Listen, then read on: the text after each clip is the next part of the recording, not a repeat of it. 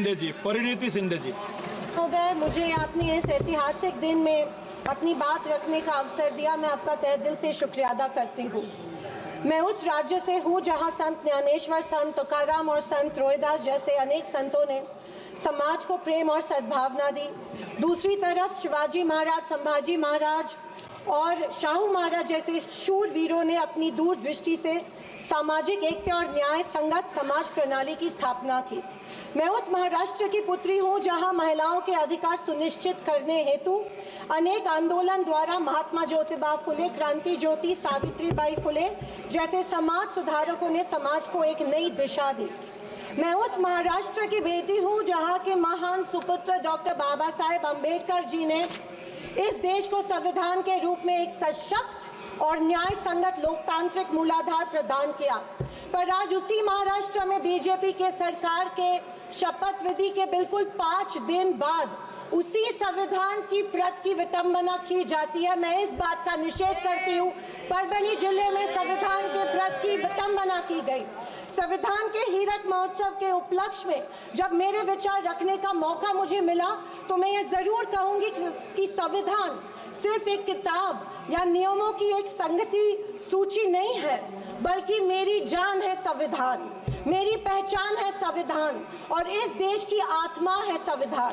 दूसरी तरफ आज़ादी के 50 साल बाद तक अपने तिरंगे को और संविधान को न मानने वाले सत्ता पक्ष के लोग इस देश की उसी आत्मा को कमजोर और खोखला करने की साजिश कर रहे हैं। इसी शुरुआत उसी दिन हो गई जिस दिन धर्मनिरपेक्षता, सेक्युलरिज्म जो संविधान का एक मूलभूत आधार स्तंभ है, उसी को लेके एक गाली या एक कलंक में रूपांतरित करने का प्रयत्न सत्ताधारियों द्वारा होने लगा है।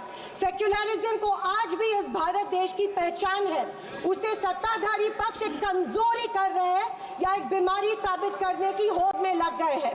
संविधान की किसी भी चर्चा या बहस को ये लोग सिर्फ इमरजेंसी पर ले जाते हैं, पर ये भूल जाते हैं कि स्वर्गीय इंदिरा गांधी जी, हमारी पहली महिला पंतप्रधान इंदिरा गांधी जी ने उस वक्त के हालातों के मद्देनजर वो संवैधानिक कदम उठाए थे और उस दौरान हुए गलतियों की माफी भी देश के जनता से मांगी थी। और इतना ही नहीं, उनके विरोधियों ने गठित की गई कमेटी ने उन पर लगे सारे इल्जामों से उन्हें बारी कर दिया था। मैं आज इस सदन में पूछना चाहती हूँ मोदी सरकार से, सॉरी 400 पार का नारा फेल होने के बाद एनडीए सरकार से पूछना चाहती हूँ, आप मणिपुर पर देश की जनता से माफी कब मांगोगे? आप किसान आंदोलन में शहीद हुए 700 से अधिक किसानों के परिवारों की माफी कब मांगोगे? नोटबंदी के चलते हजारों लोगों के परिवार और छोटे कारोबार बंद हुए, उसके लिए माफी कब मांगोगे? हाथरस के लिए, उन्नाव के लिए आप माफी कब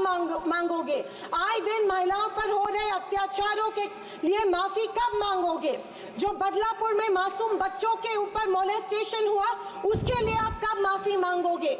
जेल में बैठकर अपराधी मर्डर प्लॉट्स गुजरात में सरकार उनको संरक्षण दे रही है, उसके लिए आप कब माफी मांगोगे? खैर, ये इनकी हिस्ट्री रही है या इनके डीएनए में है कि माफी सिर्फ खुद को बचाने के लिए अथॉरिटी में बैठे लोगों से मांगते हैं, आम जनता से ये माफी नहीं मांगते हैं। सत्ताधारी पक्ष के संविधान पर दिए गए भाषण सुनकर हंसी आ रही थी और अचरज भी हो रहा था, क्योंकि जो लोग इस देश में संविधान स्थापित होने के बाद हर पल संविधान को कोसते रहते हैं और हमेशा इस संविधान के विरोधी रहे हैं, उन्हीं को आज संविधान के गुणगान करते देख मन में प्रसन्नता हो रही है और संविधान के प्रति मेरी निष्ठा द्विगुणित हो रही है, क्योंकि ये एहसास हो रहा था कितने ही झूठ के पहाड़ बना लो, सच के आगे आखिर झुकना ही पड़ता है।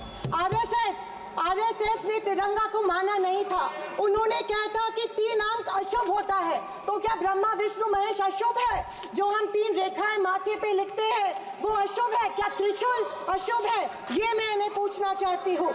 वर्ष 1993 में आरएसएस ने अपने श्वेत पत्र में संविधान को कचरे का ढेर करार दिया था। क्या ये तिरंगे के खिलाफ नहीं है? तत्कालीन आरएसएस प्रमुख ने उस टाइम संविधान को बदलने की मांग की थी। धन्यवाद।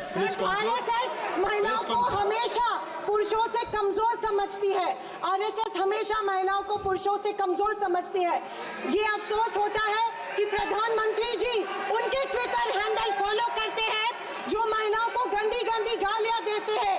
इस बात का अफसोस होता है कि प्रधानमंत्री हमारे देश के प्रधानमंत्री ये करते हैं। जनवरी 26, 2001 में इन्होंने तिरंगा माना और इतने सालों बाद तिरंगे को नागपुर में होस्ट किया। अध्यक्ष महोदय, मैं 2024 के लोकसभा इलेक्शन के बाद इन्हें एहसास हुआ कि संविधान को ज्यादा छेड़ेंगे तो सत्ता हाथ से निकल सकती है, इसीलिए अचानक संविधान के प्रति इनको प्यार उमड़ने लगा। अध्यक्ष महोदय, विशेष रूप से राजनाथ सिंह जी ने, मैं उनका सम्मान करती हूँ, बयान में जाने अनजाने आजादी के बाद से लेकर 2014 तक सारी कांग्रेस सरकारों को ऐसे सर्टिफिकेट दे दिया जिसे कोई झूठला नहीं सकता। उनके मुताबिक संविधान की बदौलत एक गरीब का बच्चा प्रधानमंत्री बना, लेकिन उसकी नींव सर 2 मिनट सर प्लीज। मैं आखिर में यही कहना चाहती हूँ, मैं भारत का, मैं कुछ पंक्तियां कहना चाहती हूँ। मैं भारत का संविधान हूँ, लाल किले से। अध्यक्ष महोदय, हिंदी की एक प्रसिद्ध कविता की कुछ पंक्तियों से। एक सेकंड, मैं भारत का संविधान हूँ, लाल किले से बोल रहा हूँ। मैंने तो समता सौंपी थी, तुमने फर्क व्यवस्था कर दी। मैंने न्याय व्यवस्था दी थी, तुमने नर्क व्यवस्था कर दी। हर मंजिल ठहरी कर डाली, गंगा भी मैली कर डाली। न्याय व्यवस्था भी रोती है, गुंडों के घर में सोती है। गांधी को गाली मिलती है, डाकू को ताली मिलती है। क्या आपराधिक चलन हुआ है? आदरणीय अध्यक्ष महोदय,